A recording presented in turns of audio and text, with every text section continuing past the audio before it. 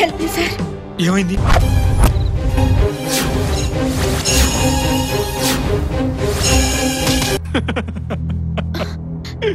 ఎందుకు సార్ నవ్వుతున్నారు?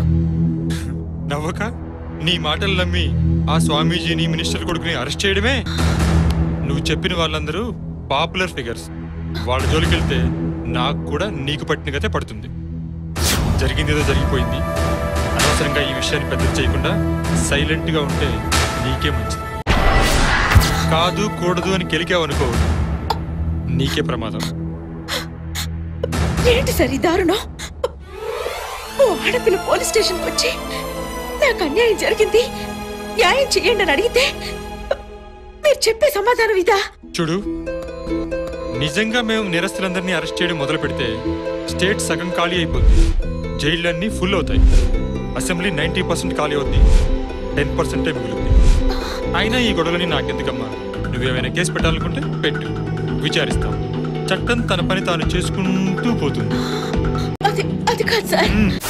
వెళ్ళవమ్మా, వెళ్ళు. గోటితో పోయేదానికి గొడ్డలి దాకా ఎందుకు? వాళ్ళని నువ్వే కాదు, నువ్వు నేను కలిసినా ఏమీ చేయలేము. అందుకే వచ్చిన దారినే వెళ్ళు. వెళ్ళవమ్మా.